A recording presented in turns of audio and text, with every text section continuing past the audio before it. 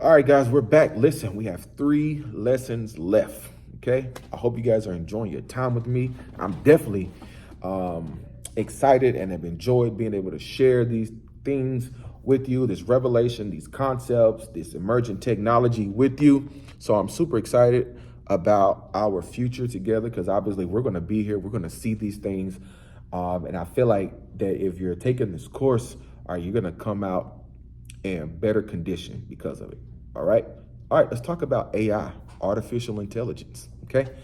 Uh, AI is clearly the headliner of emerging technology. Okay. And so basically, AI or artificial intelligence is designed to be a replica of human intelligence. Okay. But it's replicated in machines. All right. So basically, AI, it has the ability to harness through probably quantum computing, which is a really techie word, harness large amounts of data. Okay, and with this data, what it's able to do, it's able to find patterns and make decisions and discoveries through a process called deep learning. Okay, so basically, what AI do, AI must have prior data. Like it needs to have like a pool of data that it can indulge indulge into, and because of that it can basically give you patterns and show you things that the human eye, human brain probably wouldn't be able to see or to notice. Okay, so we have deep learning and then we have machine learning.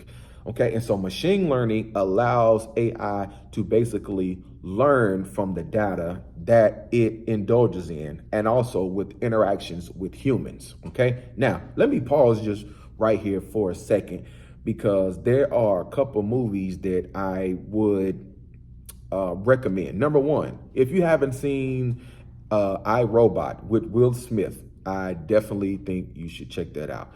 If you have not seen the movie Megan, I think it's made by a guy that is it Alan Johnstone.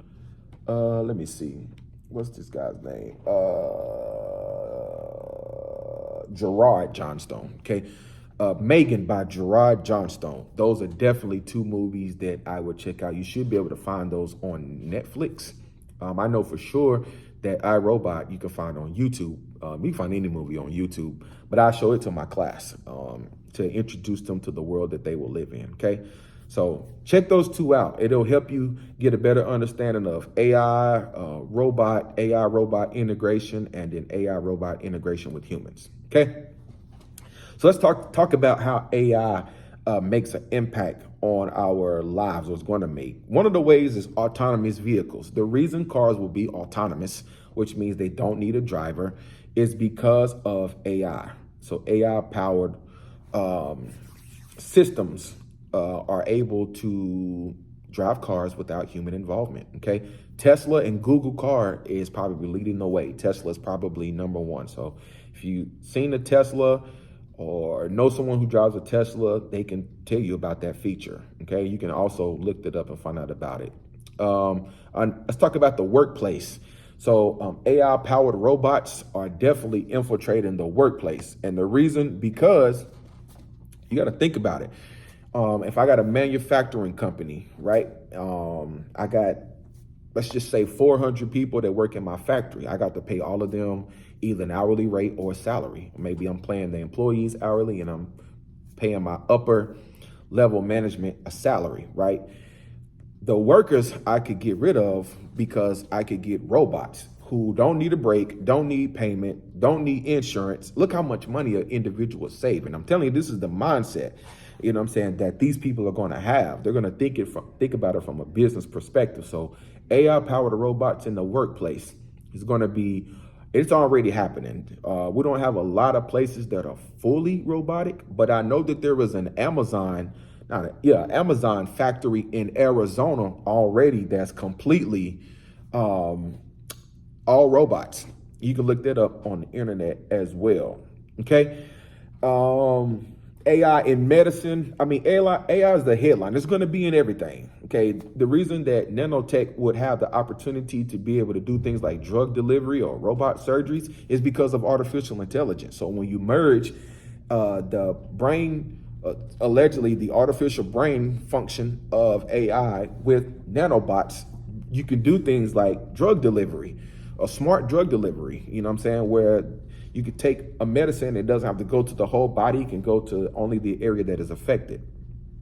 Okay, and so if you don't know, all 5 of the major tech giants in the world are spending billions on AI. Okay, so we're talking Facebook, Google, Apple, Microsoft, and Amazon.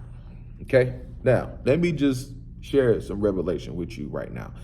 I like all of these places, right? But I want you to think about something.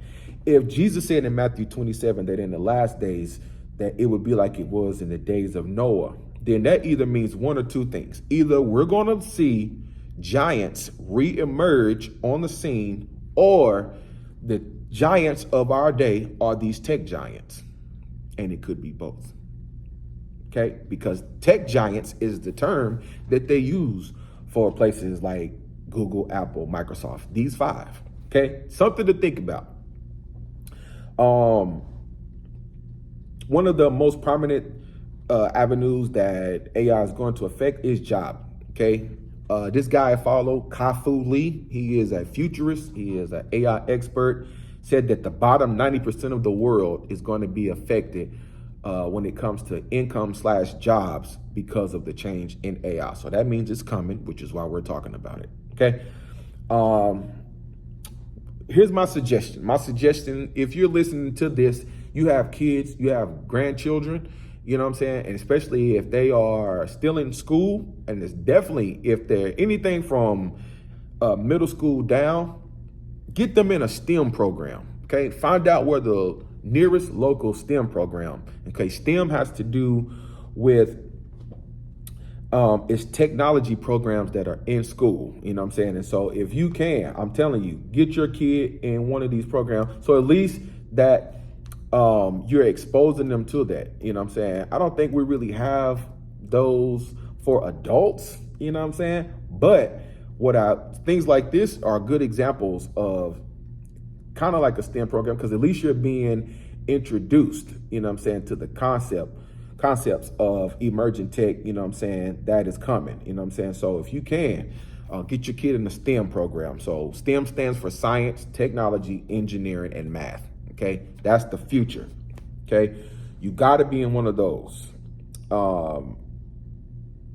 Also, for some of my recommendations include coding, programming. So if you can get your kid in a STEM program, get them in coding or some kind of programming, get them in there, because coding and programming obviously is going to be the language of the future. So robots may take our jobs, but somebody has to monitor them. Somebody has to like tell them what to do, program them, reprogram them, et cetera, et cetera.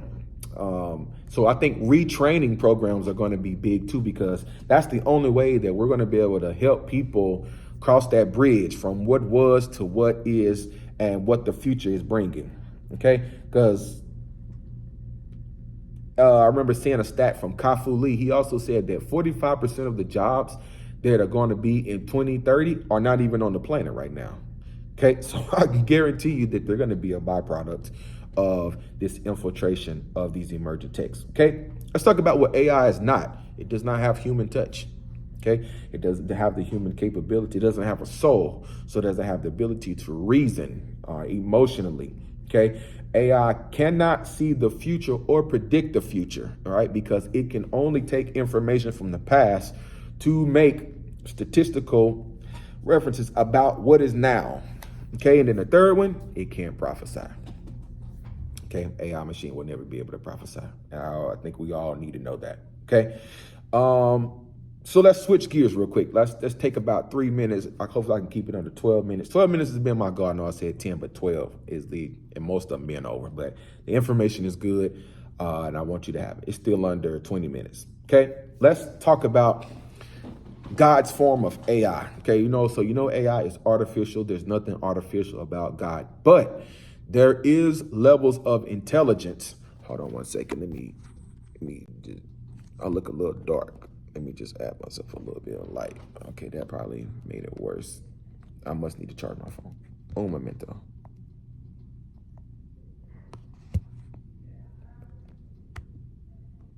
Okay, I'm so glad these are informal. Okay, Let's talk about 7 forms of intelligence that God has made readily available in the Bible.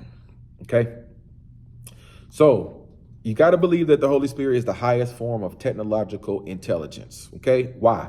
Because the Holy Spirit has the capacity to generate, store, and process intelligence within humans. Okay. We know the Holy Spirit is the spirit of all truth, right? But we also learned in the microchip technology section that the Holy Spirit gives gifts severally. Okay. So remember those gifts of the Spirit. Okay. They evolve, they mature into something else. And what they mature into, it's called the 7 spirits of God, or what I call here the 7 spirits of intelligence. And I'm going to take like the next 3 minutes and tell you what they are. Okay. Again, Isaiah chapter 11, verses 1 through 3 is mentioned 7 types of intelligence, or the 7 spirits of God. Now, for the sake of this video, I'm not going to go into detail about where you can find this in depth, but I can tell you it's in the book of Revelation, where it talks about the rainbow that is swirling around the throne of God. Okay, and so these 7 spirits have a color. So I'm about to give you the name, the color that's associated with it, and that's more for spiritual implications. And I'm also going to give you what that means in its original language. Okay, so number 1, Spirit of the Lord. It's red. And the Spirit of the Lord has to do with, it is the presence or the intelligence of the presence of all power and ability. Okay. Number 2, the Spirit of wisdom. Its color or hue is orange.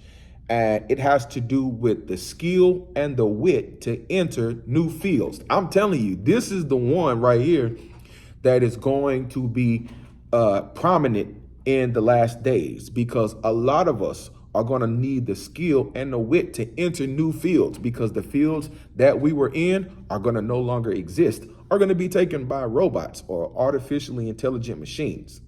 Okay. Number 3, the Spirit of understanding. It's yellow, and it has to do with extreme comprehension and discernment. Extreme comprehension and discernment. Okay. And so let me just pause right here and say, so earlier you heard me say that these 7 spirits of God are the mature form of the gifts of the Spirit. And so remember, in the gifts of the Spirit, in the revelation category, one of them was discerning of spirits, right?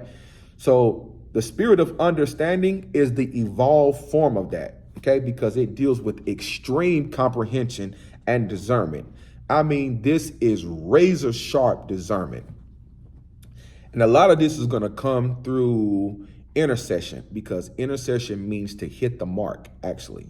It's to be precise. It's to exactly know what something is, okay? Number 4, Spirit of counsel. It's green, and it's talking about intelligent advice about purpose, plans, and inventions. This is intelligence that is geared around being able to give advice on people's purpose, plans, and even inventions. Okay. Number 5, Spirit of might. It's blue. I've definitely seen this one, and it's deals with uncommon acts of strength and proficiency. And this is always dealing with miracles as well. So I know when I see the Spirit of might, especially during ministry, I know that miracles and healing are definitely present. Okay.